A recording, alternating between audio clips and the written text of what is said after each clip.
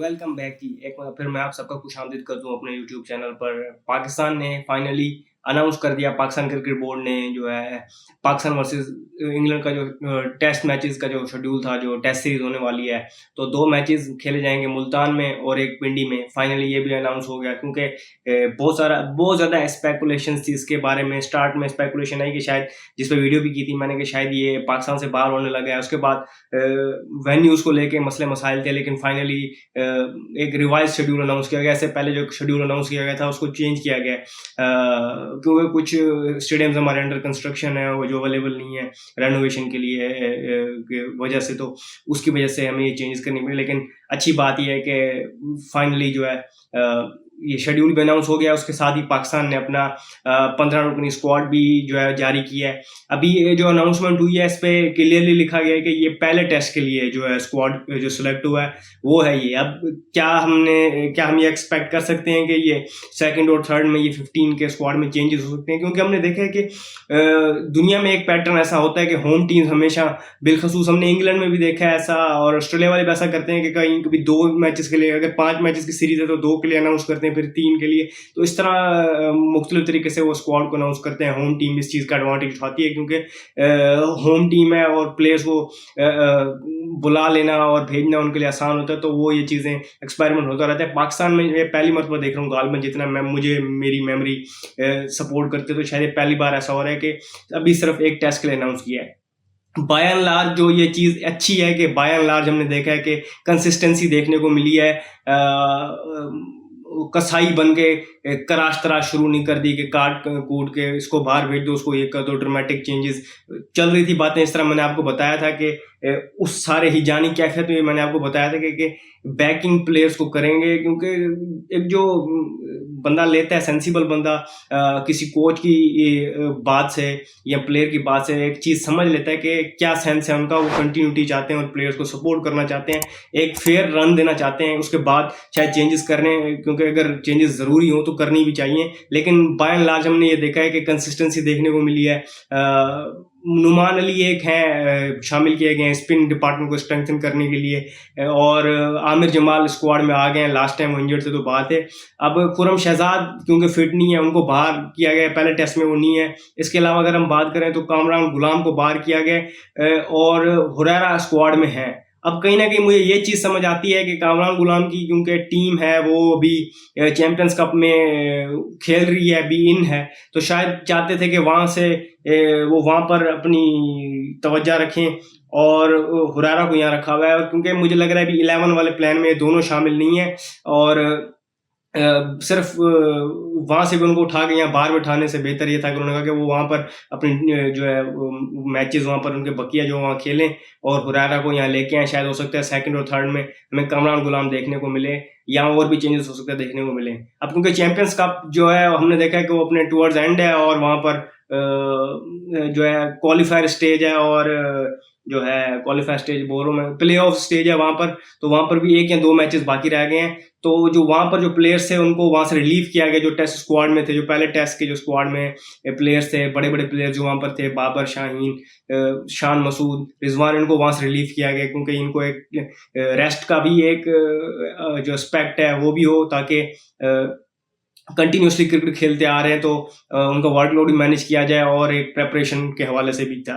अब इसी दरमियान हमने देखा कि स्क्वाड अनाउंस हुआ, मैंने आपको बता दिया मोटी मोटी चेंजेस में ये है कि नुमान अली स्क्वाड में आ गए हैं, और इसके अलावा हमने देखा है कि आमिर जमाल शामिल हुए हैं। मोहम्मद अली और कामरान गुलाम जो है वो बाहर हो गए हैं। खुरम शहजाद इंजर्ड है इसलिए वो बाहर हो गए हैं। बाकी ऑलमोस्ट स्क्वाड वही है, और 11 भी हमें मोर और लेस वही देखने को मिलेगी। स्पिन डिपार्टमेंट को थोड़ा स्ट्रेंथन किया गया, इसलिए नुमान अली को शामिल किया गया। अब देखना होगा कि, और ये एक स्टोरी भी बयान करता है कि एक तरफ हमने देखा कि अनाउंसमेंट हुई थी कि जो चैंपियंस कप है वहाँ पर 35 साल से ऊपर के प्लेयर्स को नहीं लिया जा रहा था। दूसरी तरफ हम ये देख रहे हैं कि यहाँ पर 37 पता नहीं 38 साल के हैं नुमान अली।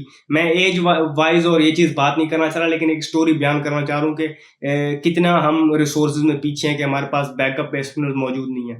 तो देखना ये होगा कि टफ कंपटीशन हमें देगी इंग्लैंड। मैंने जिस तरह उनका स्क्वाड रिव्यू किया था, आपको बताया, वो हर बेसिस को कवर करके आ रहे हैं। हमारा ऑब्वियसली क्योंकि बैक पे परफॉर्मेंसेज नहीं है, कम्बिनेशन उस तरह का नहीं बना हुआ, सर्फेसेज हम अपनी मर्जी के नहीं बना पाते। स्पिन सर्फेसेज हमें लास्ट टाइम हमने डिमांड भी की थी तो हमें नहीं मिली थी। पेस हमने अगर थोड़ी सी पेस को सपोर्ट करने वाली सर्फेसेज बनाई तो हमें बांग्लादेश यहाँ पर आउट क्लास करके चली गई। तो सारे सवालों के जवाब देने होंगे, उसको देखते हुए जो है रिजल्ट लाना मुश्किल है। लेकिन अच्छी बात यह है कि कंसिस्टेंट चांस मिल रहा है प्लेयर्स को, कि बाद में वो यही नहीं कह पाएंगे कि हमें चांस नहीं मिला। एक अच्छा रन दिया जाए, शान मसूद को भी कैप्टनसी का रन दे रहे हैं, अच्छी बात है। और वहीं पर अगर एक छोटी सी अनाउंसमेंट और भी कर दूं मैं, कि बहुत सारे सोर्सेज से ये बात चल रही है कि शायद बाबर आजम को अनाउंस कर दिया कि चैंपियंस ट्रॉफी 2025 तक के लिए कैप्टन, तो ये भी अनाउंसमेंट है।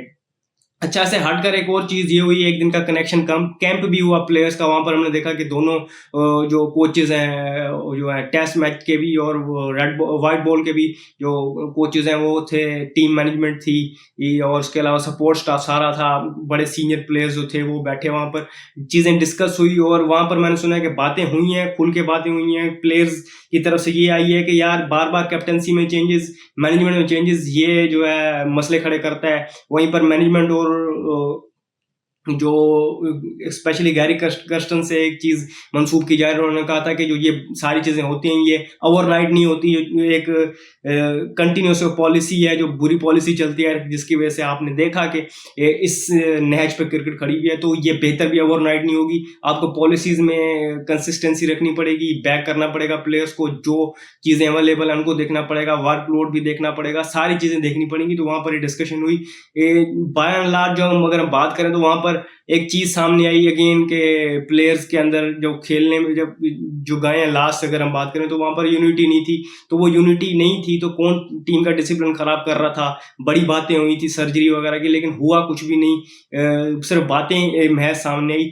चलो अच्छी बात है कि कोई ऐसी चीजें ओपन नहीं हुई, लेकिन आपने इंटरनली उसको बेहतर करना है। प्लेयर्स में यूनिटी आपने लानी है और क्लैरिटी ऑफ डिसीजन ने लानी है। इन्हीं प्लेयर्स ने खेलना है, इन्हीं ने आपस में फैसला करना है कि हम जो है हमारी को एग्जिस्टेंस ही है। और अच्छी बात यह है कि एक और चीज भी उनसे मंसूब सुनने को मिली कि उन्होंने कहा कि पाकिस्तान जब क्रिकेट खेलती है तो सामने वाले शर्ट के ऊपर लिखा होता है पाकिस्तान, तो उसके लिए खेलना लाजमी है, ना कि जो पीछे बैक पे आपका अपना नाम होता है उसके लिए खेलें। तो ये चीजें अब रियलाइज करवानी पड़ेगी प्लेयर्स को। और अगर जो इस चीज को नहीं मानता, वो कितनी बड़ा प्लेयर हो, कोई तुरम खान हो, उसे बाहर कर दें। तो ये वाली अगर चीजें इस तरह इंप्लीमेंट होंगी तो ही बेहतर होगी पाकिस्तान क्रिकेट। वरना फिर एक बड़े इवेंट के बाद फिर हम बैठ के ये बात करेंगे कि सर्जरी की जरूरत है, यूनिटी नहीं है, फलां फलां फलां, लेकिन चीजें बेहतर नहीं होंगी। अभी तक जिस तरह मैंने आपको बताया कि पहले टेस्ट का स्क्वाड अनाउंस हो गया, मैंने आपको वो बता दिया। ये भी चीज मैंने आपको बता दी कि प्लेयर्स को चैंपियंस कप से रिलीव कर दिया गया, जो स्क्वाड का हिस्सा है। कुछ स्क्वाड की चेंजेस हैं वो भी आपके सामने रख दी हैं। इसके अलावा मैंने आपको ये भी बताया कि कनेक्शन कप में जो बातें हुई, जो